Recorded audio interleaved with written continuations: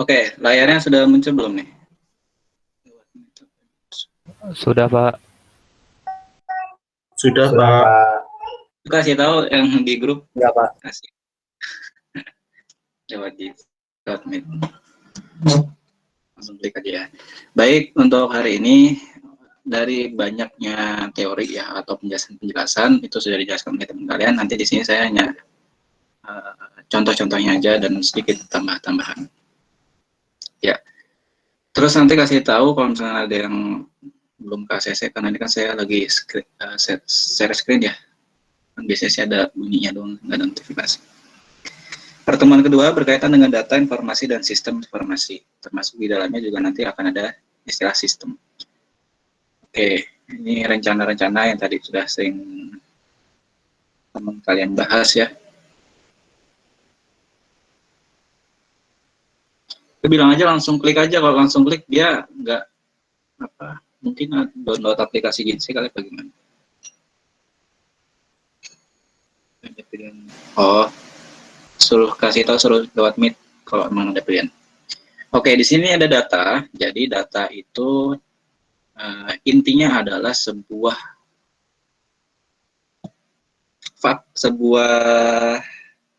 kumpulan dari fakta-fakta yang ada, bisa apapun bentuknya ya. Simbol merupakan data, gambar merupakan data, angka merupakan data, lalu di situ apa lagi, huruf doang juga data, kondisi, situasi, dan lain sebagainya. Yang intinya adalah ketika kita membaca fakta tersebut gitu kan ya, kita nggak tahu nih penjelasannya apa, itu disebut dengan data.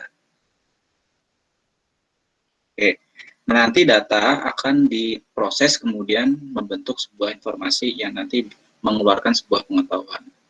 Jadi misalkan kita disajikan nih, ada angka 30, 40, 50, 100. Kan nggak jelas nih apa. Atau misalkan ada data gambar-gambar presiden-presiden yang ada di dunia. Gitu kan ya. Nah ini apa? Ya kita tahu itu presiden, tapi untuk apa gitu? Seseorang mengirimkan data itu ke kita. Nanti setelah itu baru ada yang namanya pemrosesan. Lalu pemrosesan ini entah itu pakai algoritma tertentu kah, atau pakai framework tertentu kah, atau pakai template tertentu, dan semisalnya. Oke.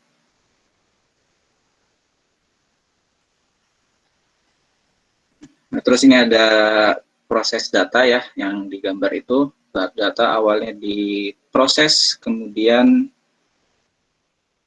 nanti akan membentuk sebuah informasi, dan jangan lupa data itu terkumpulkan.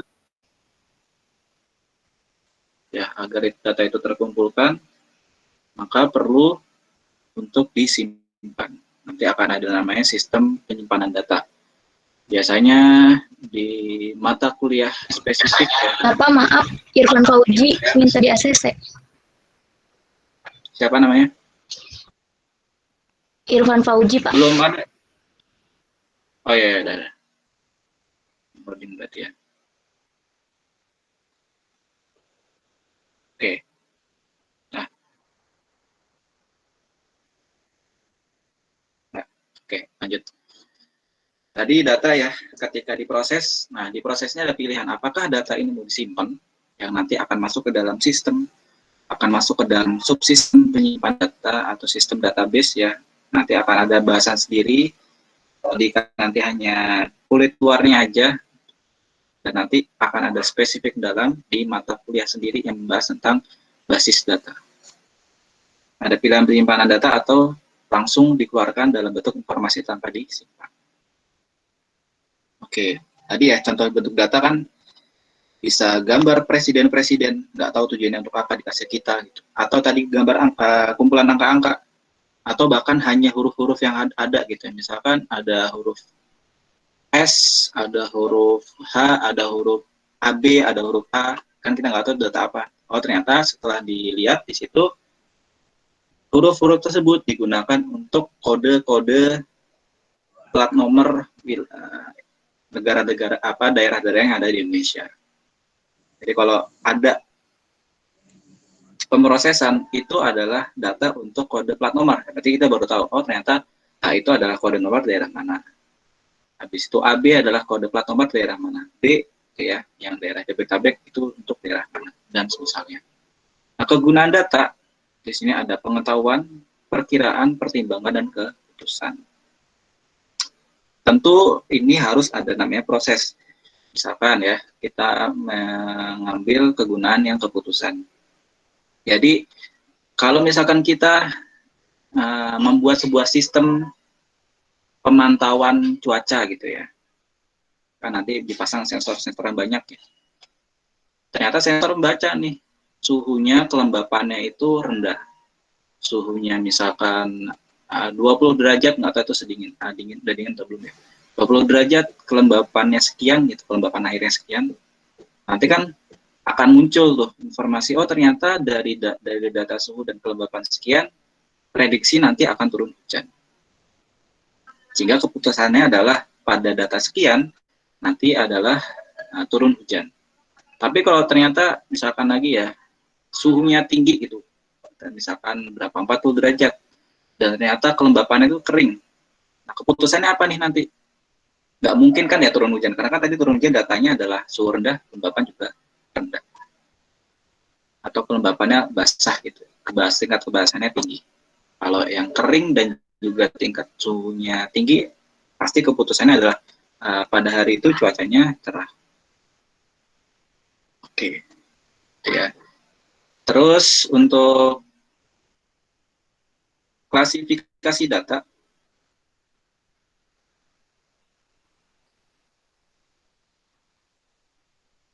oke. Klasifikasi data nanti ada dari jenisnya, bisa dihitung apa data itu untuk menghitung dan data itu mengukur. Contohnya tadi ketika suhu itu kan suhu 30 derajat, berarti menandakan tingkat ukur orang sehat. Atau ketika suhu itu tinggi gitu kan ya, kayak kondisi seperti ini. Oh suhu orang ini tinggi nih, nah, berarti kan dia tingkat ukur bahwasanya orang tersebut tidak layak untuk masuk ke dalam sebuah ruangan yang memang membolehkan hanya suhu rata-rata aja yang boleh masuk. Terus dari sifatnya ada kuantitatif dan kualitatif ya. Kalau kuantitatif nanti berkaitan dengan angka-angka, kualitatif nanti berkaitan dengan sifat-sifat, ya kayak misalkan tadi, atau gambar-gambar, atau juga keputusan-keputusan gitu kan. Kayak contohnya, misalkan ya ada data-data warna, merah, kuning, hijau, abu-abu, itu termasuk dari kualitatif. Kalau kuantitatif ya umumnya adalah angka ya. Misalkan angka 200, angka 3000, angka 4, dan misalnya. Lalu dari sumbernya, di sini ada sumber internal dan sumber eksternal. Biasanya internalnya adalah data yang didapat dari diri kita sendiri. Kalau eksternal adalah data punya orang lain yang kita ambil datanya. Kayak misalkan ketika kalian mau membuat sebuah website gitu, kemudian kalian menerapkan sistem API di dalamnya. Sistem API ini nanti secara umum ya yang saya pahami adalah dia mengambil data punya orang lain. Misalkan di website kita mau nih, kita menampilkan data cuaca daerah Bekasi. Tentu kita nggak punya datanya kan ya. Nah, data ini diambil dari mana? Data diambil dari BMKG. Atau misalkan data kita di website kita itu mau menampilkan rentang usia dan warganya. Tentu kita nggak mungkin survei satu-satu kan, kita ngapain juga data udah ada punya orang lain udah punya data, kenapa kita sibuk nyari sendiri gitu. Mending kita pakai data eksternal aja. Dan nanti disebut dengan sumber data dari eksternal. Simpelnya seperti itu ya. Terus untuk jadi ketika nanti kalian ditanya nih mana eksternal, kita orang-orang yang nanti bakal membangun website atau sistem gitu ya. Eksternal biasanya menggunakan teknologi atau aplikasi API nanti kalau memang ada yang mau memperdalam bisa banyak cari di internet ya. Itu berkaitan dengan klasifikasi data dari jenis, sifat, dan sumber. Oke, lanjut ke dalam nilai data. Ya. Nah, kalau nilai data di situ intinya adalah bahwa data itu dikatakan layak atau tidak dengan memenuhi 3 kriteria tersebut. Pertama dari ketelitian data atau presisi ya, kemudian ada komparabilitas. Oke. Kemudian terakhir rendah validitas. Jadi kalau misalkan teliti itu artinya adalah data tersebut mendekati kenyataan atau apa yang kita inginkan atau apa yang kita harapkan. Misalkan error dari sebuah sistem itu tidak boleh melebihi 2%, misalkan ya. Maka disitu kan kebaca, oh ternyata sistemnya itu terbaca errornya antara 2,001 dengan 1,99 ya, masih mendekati lah. Disebut dengan ketelitian. Kalau komparabilitas gitu ya, itu adalah ketika data itu ketika sistem tersebut kita uji, maka ketika kita uji ulang terus sistemnya yang ada gitu ya, maka nanti data yang dihasilkan itu tidak jauh rentangnya. Misalkan data uji pertama gitu menghasilkan data 2,1, 2,001. Kemudian kita uji lagi yang kedua, oh dapat 1,99. Data uji yang ketiga dapat 2,08. Jangan sampai nanti kita mau menguji sebuah sistem itu, ternyata data yang masuk yang harusnya maksimal 2% gitu. Ini ternyata sampai 5%, kan udah jauh banget. Berarti menandakan bahwa sistem tersebut tidak layak dari komparabilitas. Lalu ada validitas. Validitas itu berkaitan dengan valid atau tidaknya data untuk informasi kita. Jadi misalkan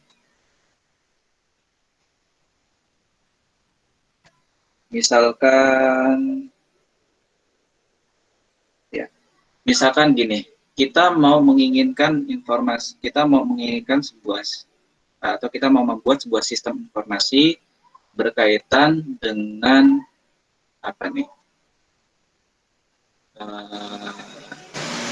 berkaitan dengan perhitungan nilai kesehatan seseorang.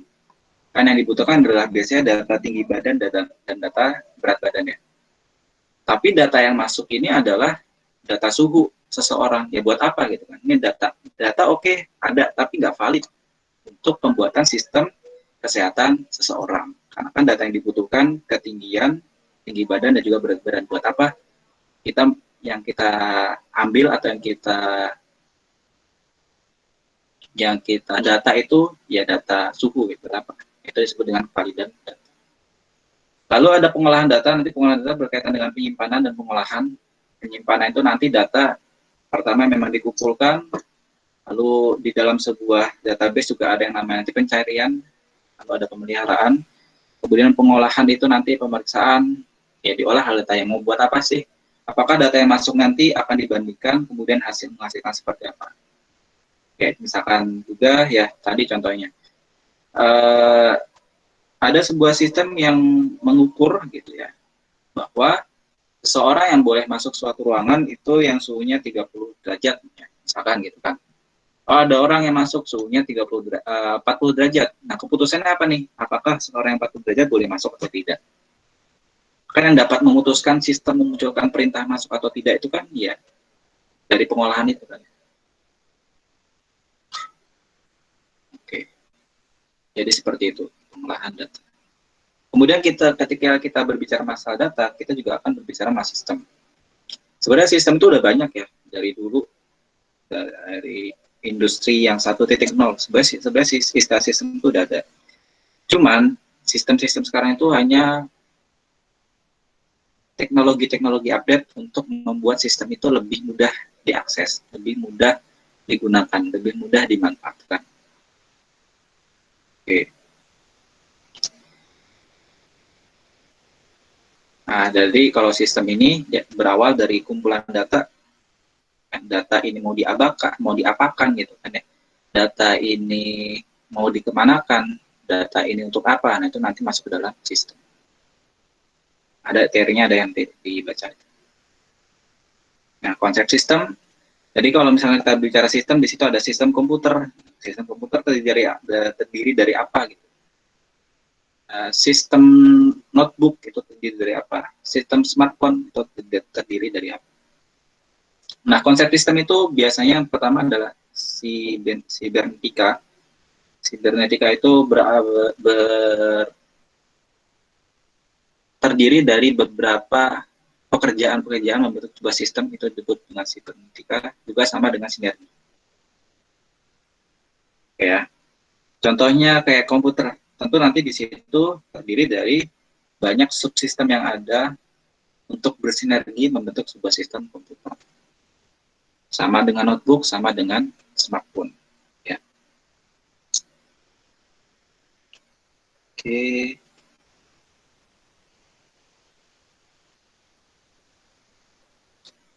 Terus ada, kalau kita berbicara sistem, ini ada subsistem. Jadi di sini ada gambar ya, ada sistem komputer.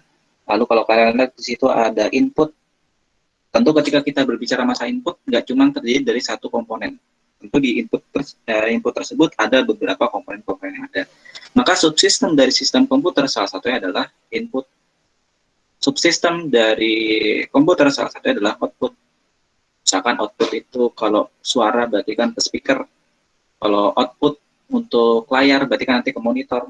Output untuk cetak nanti kan ke printer gitu ya, dan lain sebagainya. Lalu di sini ada juga memori gitu kan. Nanti memori ini ada sub sendiri yang saling bersinergi membentuk sebuah subsistem. Nah, dari subsistem yang ada baru nanti disebut dengan sistem yang besar. Nanti digunakan untuk apa?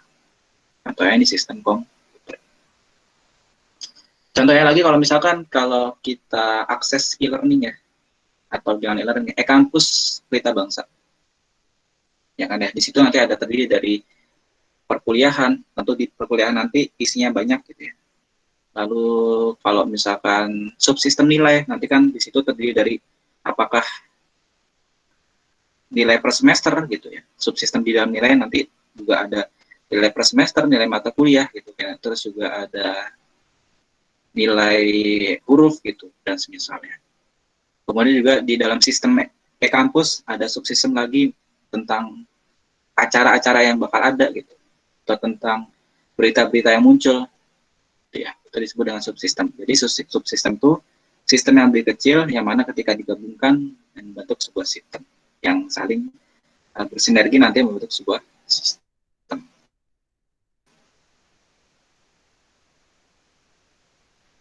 Nah, ini beberapa subsistem. Ada subsistem persediaan barang, penjualan barang, produksi, keuangan, personalia. Ini saya misalkan kita anggap sebagai sistem sebuah perusahaan gitu ya. Jadi nanti di sebuah sistem perusahaan tentu kan banyak data ya, banyak data, banyak apa yang mau kita gunakan, terus banyak apa yang mau kita akses. Maka nanti itu terdiri dari subsistem-subsistem yang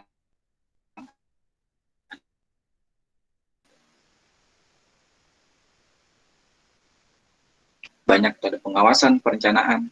Sistem ini ada orang-orang tersendiri yang mengolahnya. Ini karakteristik sistem tadi juga sudah disebutkan. Jadi sistem itu memiliki batasan, misalkan sistem rumah sakit ya buat orang-orang yang bakal mengakses rumah sakit. Apa ini kita bukan sebagai orang yang mengakses sistem rumah sakit buat apa? Atau misalkan orang yang nggak kuliah diberikan sistem informasi pembelajaran berita bangsa buat apa gitu, nggak kepake. Nah itu nanti akan ada batasan. Terus juga ada masukan nih, misalkan di berita bangsa masukannya paling kalau nggak nilai, apalagi jadwal kuliah, apalagi data mahasiswa, data dosen. Nggak mungkin kan ya bahwa sistem pendidikan atau sistem e-learning e-kampus gitu ya, data yang dimasukkan adalah jumlah penjualan atau jumlah pengeluaran dibuat apa gitu. Ini bukan sistem penjualan. Nah itu nanti akan ada ketentuan-ketentuan tertentu. Ini ada klasifikasi sistem. Jadi sistem itu pertama bisa dilihat dari sistem abstrak dan sistem fisik. Jadi sistem abstrak itu berkaitan dengan hal yang bisa dibilang goib ya, atau seakan-akan nggak ada padahal ada. Kan sistem kehidupan di alam. Ya. Jadi hubungan timbal balik antara kalian dengan Tuhan. Itu kan nggak ada secara fisik ya. Kalian sentuh Tuhan juga nggak bisa gitu kan dengan sistem abstrak. Kalau sistem fisik ya sistem-sistem yang memang ada yang sering kita gunakan. Lalu sistem alamiah, contohnya lagi-lagi ada biasanya sistem abstrak, nanti muncul sistem alamiah. Contohnya sistem tata surya, sistem dalam tubuh kita yang banyak, yang kaitannya ini dengan penciptaan oleh Tuhan semesta alam gitu ya.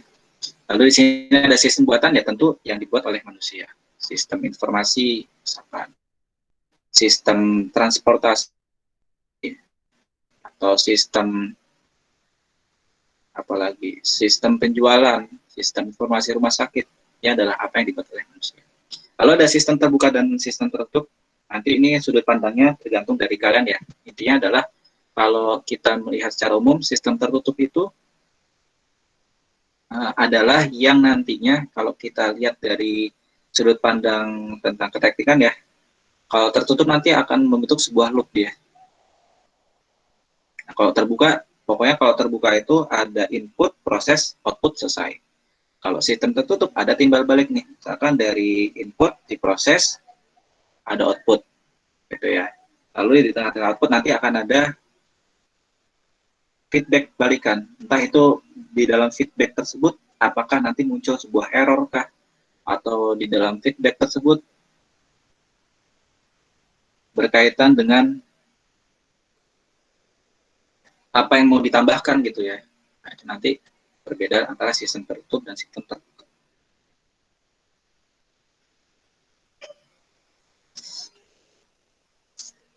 Oke, lanjut. Sekarang kita ke daur hidup sistem. Jadi ketika nanti kita berbicara sistem, dan apa yang mau kita buat nantinya, ini diawali atau membentuk sebuah alur. Pertama, ketika kita mau membuat sistem atau mengumpulkan sistem-sistem yang ada, tentu kita harus tahu tuh kebutuhannya untuk apa. Misalkan ya, ketika kita mau kita nih ada data kendaraan motor daerah Bekasi. Kita mau jadikan data kendaraan motor wilayah Bekasi ini untuk apa gitu kan? Kita harus tahu kebutuhan kita buat sistem itu untuk apa. Setelah kita tahu sistemnya, ya tentu kita nanti bangun sistemnya dulu. Entah itu nanti dari desainnya kah, entah itu nanti dari mulai membuat rancangannya gitu ya, atau membuat codingannya sampai akhirnya nanti sistem yang jadi. Lalu di situ ada pemasangan sistem gitu ya.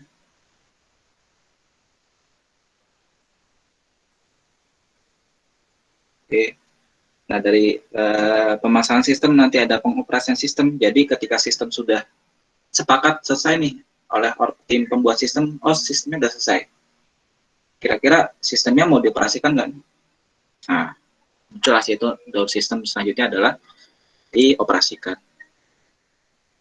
Nah, ketika sistem dioperasikan, tentu lama-kelamaan kan akan ada penurunan kualitas sistem ya. Menjadi sistem usang atau sistem kualitasnya sudah menurun. Nanti perlu ada peremajaan atau perlu ada pengelolaan dan semisal.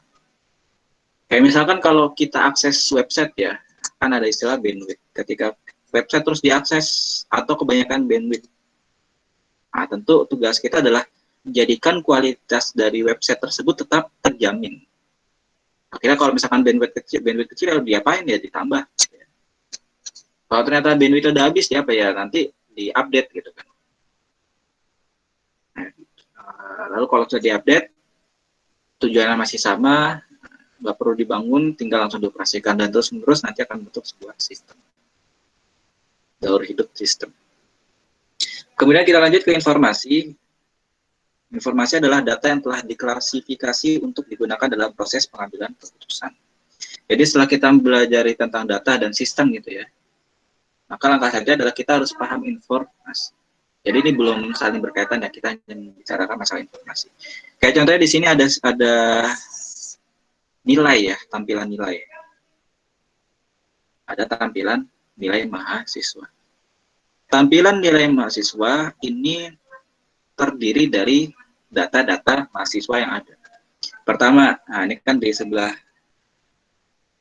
kiri ada data mahasiswa. Kalau misalkan anggaplah ini ditutup nih, yang sebelah kanan dihilangkan. Saya cuma screenshot data-data mahasiswa. Ya, ketika kita dapat ini data mahasiswa, ya buat apa? Ini kan bakal dipakai apa data? Nah, ini itu belum menjadi informasi. Tapi kalau sudah ditambah, oke, di sini ada kehadiran. Jadi sama si pembuat sistem dibuatlah di sini kehadiran. Ada absensi, ada tugas, UTS, UAS. Oke. Dan juga nanti ada totalnya, lalu nilai keputusannya A, B, C, D, atau E. Nah, sampai sini baru tuh muncul, oh ternyata ini adalah informasi nilai mahasiswa. Sama, misalkan mahasiswa ini saya hilangkan sebelah kiri. Sisa di sini absensi, tugas, UTS, UAS. Nah ini untuk apa gitu? Untuk kelas siapa? Untuk mahasiswa mana? Untuk univ apa? Gitu. Untuk fakultas apa? Oke. Nah baru nanti kan kalau sudah jelas ada mahasiswa, di sini ada data-data nilai. Oh berarti ini adalah informasi nilai untuk mata kuliah KSI kelas apa, jurusan apa. Ini kebetulan juga nggak saya screenshot ini termasuk dari dari kelas apa. Ini juga belum lengkap sih nanti sistemnya, gitu ya. Jadi kan kalian paham ya. Ini saya nggak nampilin nih. Ini itu kelas berapa, angkatan berapa, mata kuliah apa. Nah, berarti tugas kita sih pembuat sistem ke depannya atau pengupdate pengembang sistem, kita harus tampilin. Oh ternyata tanpa ada nama mata kuliah ini masih kurang, tambahin di situ tabnya, tambahin di situ codingannya. Oh ternyata di sini perlu nih ada namanya kelas dan angkatan, ya udah tambahin di situ informasi data-data yang ada. Ini ada siklus informasi, tadi sama ya. Ini ada angka-angka nih, ini merupakan data. Kita dikasih data ini apa gitu ya? Bisa jadi ukuran sepatu, bisa jadi ukuran celana, bisa jadi ukuran baju, apalagi bisa jadi ukuran ukuran tas, dan apapun ya, ini data masuk ke kita. Oke. Ternyata, terus kita buat nih sebuah algoritma pemprosesan. Kita buat, jadi gitu ya. Oh ternyata outputannya adalah data cuaca. Berarti informasi gitu ya. Itu siklusnya, pertama dari input dalam bentuk data, pemprosesan dalam bentuk algoritma, atau nanti ada framework istilahnya, atau nanti ada template. Setelah itu baru keluar yang namanya output, yang nanti akan dimanfaatkan oleh pemakai atau user ya. Oke.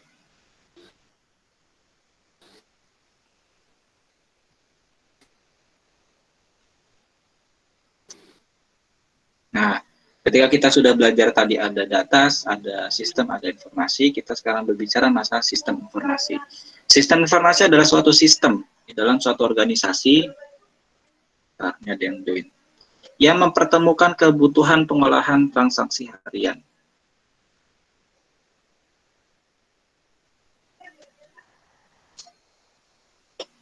Mana yang nggak jadi join? Jadi ada suara. Oke. Yang mendukung fungsi operasi organisasi yang bersifat manajerial dengan kegiatan strategi dari suatu organisasi untuk dapat menyediakan kepada pihak luar tertentu dengan laporan-laporan yang diperlukan. Oke, dari sini kita ambil kesimpulan ya.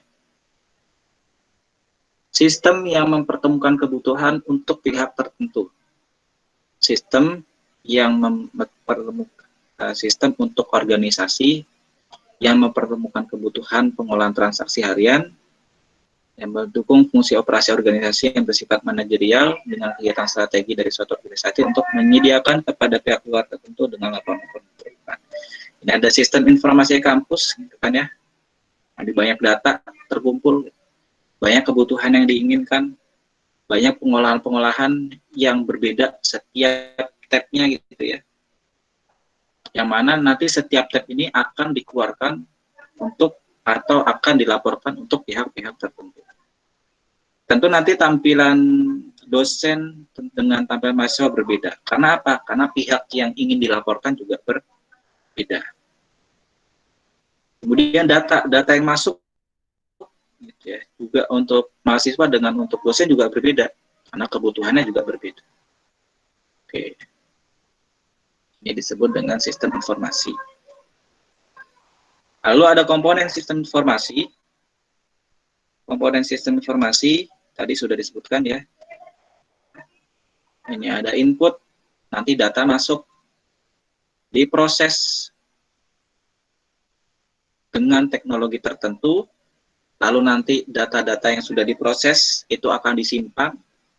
Lalu ketika sudah disimpan, nanti keputusannya apakah dikeluarkan semua atau dikeluarkan sebagian dengan pemanggilan tertentu ya, dengan query tertentu. Lalu nanti akan ada pengendalinya itu siapa, sehingga nanti membentuk sebuah sistem informasi. Ketika kita bicara e-kampus ya, inputnya adalah data, misalkan data mahasiswa. Oke, sebentar azan ya. Ini karena isya waktunya lama, jadi saya teruskan aja, nanti ini juga tinggal sampai 4 lagi sih. Oke, sebentar ya. Kalau ada yang mau masuk lagi silakan. Terus jangan lupa kalian yang aksesnya tadi lewat WhatsApp group, jangan lupa, ini lagi istirahat, lagi pending dulu. Kalian akses aja, klik aja di e-kampus. Jadi yang di e-kampus tuh nggak perlu masuk, yang penting kalian ngeklik.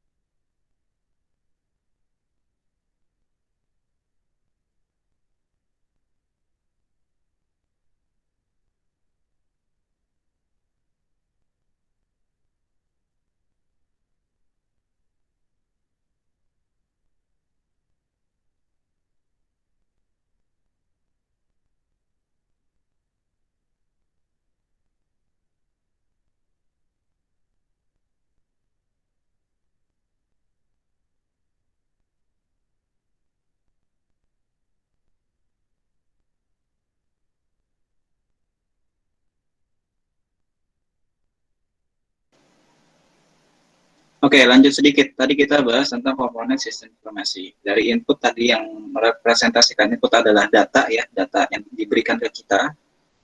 Lalu proses, nanti akan ada orang-orang yang mengendalikan dalam proses tersebut. Nanti proses ini membutuhkan teknologi, ya teknologinya apa ya? Apakah nanti ketika pemrosesan menggunakan codingan apa, bahasa apa, dan semisal. Lalu nanti akan disimpan data-data yang diproses dalam sebuah sistem basis data. Kemudian ketika keluaran nanti di dalam blok keluaran atau bagian keluaran, tinggal nanti keluaran itu untuk siapa. Berbeda antara karyawan, mahasiswa, dengan dosen. Lalu nanti kan juga misalkan mahasiswa nih mau mengakses hanya nilai, tentu si sistem itu nggak mengeluarkan semua data yang ada. Mahasiswa mengakses adalah nilai, gitu ya. Tapi yang dikeluarkan adalah data-data dosen, ya buat apa gitu, nggak sesuai. Nah, nanti itulah komponen sistem informasi harus tepat ketika nanti user ketika mau pakai sesuai dengan apa yang diharapkan user. Oke, nah ini perancangan SI biasanya ada 4 ya, atau sering disingkat IDPA, IDPI. Ide, desain, pelaksanaan, dan evaluasi. Sebenarnya buat orang-orang yang suka ngoding gitu, dari perancangan S ini sudah bisa membentuk sebuah tugas akhir. Nanti dulu teman-teman saya di informatika sering membuat sistem-sistem. Ternyata entah ya apakah di Plitables boleh atau enggak.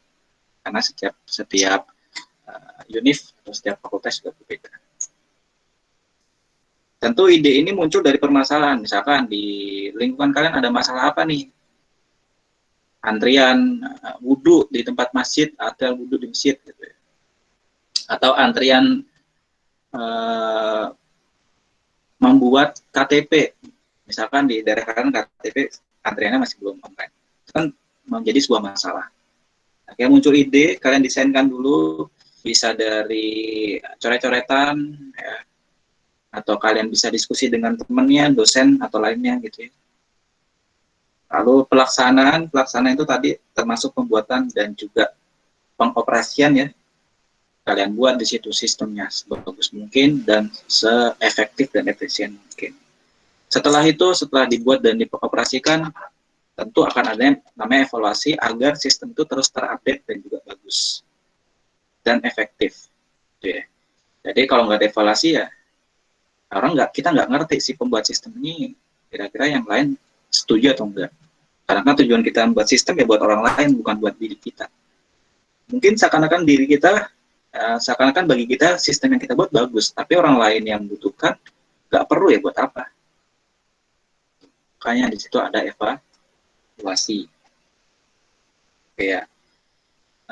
Terus ada pengelolaan sistem tadi ya, kan ada namanya evaluasi ya. Apakah sistemnya error, apakah orang itu butuh yang lain gitu ya, apakah bagian misalkan data mahasiswa perlu di otak-atik atau enggak gitu kan. Misalkan kita request nih, kan saya kesulitan buat mendapatkan nomor mahasiswa baru. Bisa nanti sama pengelola sistem, di dalam data mahasiswa ada nomor kontak mahasiswa. Itu kan bisa ditambahkan nanti sama si pengelola sistem. Ini contohnya, ketika sistemnya error, orang lain akses sistemnya error. Ya, kalau nggak ada evaluasi, kalau nggak ada si pengelola, ya udah, sistem kita nggak bagus. Sistem kita jelek nilainya, sistem kita nggak layak untuk dioperasikan dan dipakai oleh user. Penting ada nanti orang yang mengelola. Lalu ada penilaian SI, jadi tadi ya, kita perlu tahu nih, apakah sistem itu layak, apakah sistem itu efektif, apakah sistem itu tepat sasaran. Nah, ini ada 3 strategi penilaian dari sistem informasi. Kita mau ngecek sistem informasi kita bagus atau enggak. Yang pertama adalah strategi penilaian masukan yang bertujuan menilai perencanaan informasi yang disusun berdasarkan kebutuhan informasi yang nyata. Oke. Tadi itu dengan data-data yang ada masih butuh lagi enggak gitu ya. Lalu penilaian tentang prosesnya. Oh ternyata pengelolaan seperti itu lama, kenapa nggak diperpendek? Entah itu dari algoritmanya, entah itu dari source code-nya, entah itu dari alurnya, kan bisa dipendekin. Itu kan ada pengumpulan data, pengolahan data, analisis dan penilaian, penyajian, dokumentasi, dan lainnya. Lalu yang ketiga, selain kita tentang input, tentang proses, nah ini ada yang ketiga nih, strategi penilaian SI adalah produk yang bertujuan menilai produk-produk informasi, sistem penilaian produk yang bertujuan menilai produk informasi yang dihasilkan oleh sistem informasi atau output lah ya. Karena kembali lagi tadi kan sistem informasi terdiri input, output, proses dan output. Contohnya gitu ya, di sini ada sistem Samsat online nasional. Waktu itu saya akses nih Samsat online nasional. Ternyata ketika saya akses, ini saya bingung nih, nggak ada alurnya, nggak ada tata caranya, gitu ya. Nah harusnya ke depan ya pengolah sistem Samsat online nasional. Jadi sebelum yang nampaknya nanti masyarakat Indonesia mengakses Samsat online nasional ini, saat pertama kali mengakses yang ditampilkan itu adalah tata cara. Kalau misalkan beda nih ketika saya dulu download pertama kali Tokopedia dan Shopee gitu ya. Ketika kita download, nanti akan muncul sebuah pop-up pesan. Apakah kita perlu untuk diberitahu caranya atau enggak? Nanti ketika kita klik tuh minta diberitahu, nah nanti sama sistemnya diarahin nih. Ketika mau belanja, nanti diarahin. Atau itu ada logo nih, logo tambah itu fungsinya buat apa? Itu kan bisa. Ya. Lalu user buat misalkan lagi buat produk ini buat siapanya itu perlu dinilai. Nah, harus ada nih dan si pembuat sistemnya harus menerima gitu. Kalau ternyata produknya nggak tepat sasaran, ya. Kayak misalkan kalau di Jawa Barat ya ada apa sistemnya lupa download aplikasinya. Jadi Samolnas itu kan Samsat seluruh Indonesia. Ternyata nggak efektif nih, malah lebih mending efektif Sambara, kalau nggak salah Sambara ya, itu aplikasi kayak gini ya, Samsat online, cuman wilayah Jawa Barat.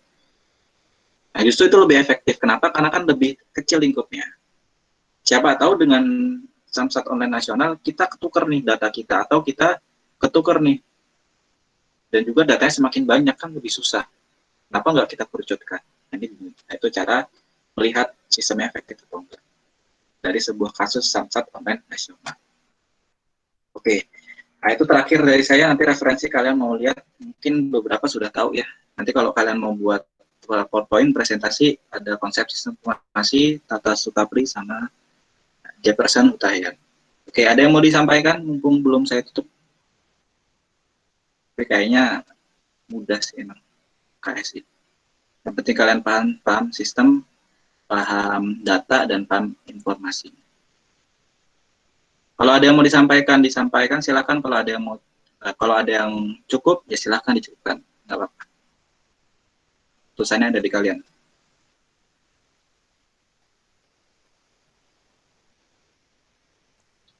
Untuk Atau absensi Pak, gimana Pak? Gimana? Mohon maaf Pak. Ya, Absensi Pak, untuk hari ini. absensi mulai dari kemarin ya sebenarnya.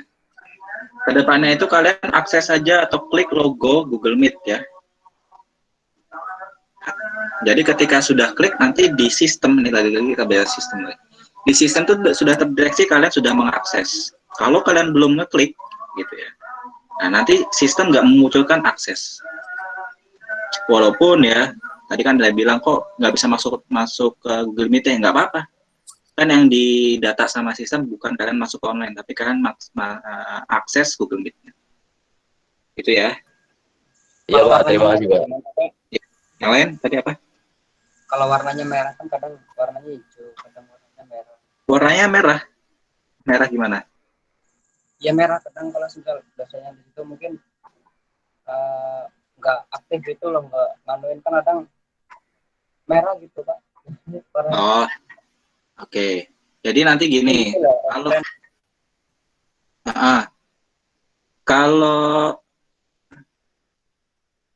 saya nggak tahu kalau di mahasiswa tampilan seperti apa. Kalau misalkan sudah akses itu nanti biasanya dimasukin ke dialihkan ke gambar yang ada logo Gerigi itu loh, atau loading. Nah itu berarti kalian udah akses. Kalau kalian belum sampai ke situ, loading Pak, ya benar. nah kalau sampai loading itu berarti kalau sudah sampai loading berarti kalian sudah akses. Nggak apa-apa, kalian keluar terus kalian masuk ke grup WhatsApp, di situ linknya saya bagikan, masuklah lewat situ. Oke ya Pak, ya udah Pak. Baik Pak, terima kasih informasinya Pak. Oke, siap. Lagi sebelum ya, berarti intinya kalau misalkan nama kita sudah tertera di online ya Pak, yang warna biru itu berarti itu udah masuk ya Pak? Bener banget itu. Nanti cek aja, udah muncul belum. Oke Pak, Ada lagi? Pak. Siap, ada lagi? Clear Pak, sudah jelas. Oke, clear ya. Nanti silakan kalau mau ya baca-baca materi atau juga ulang-ulang materi, ini saya rekam, nanti saya share linknya.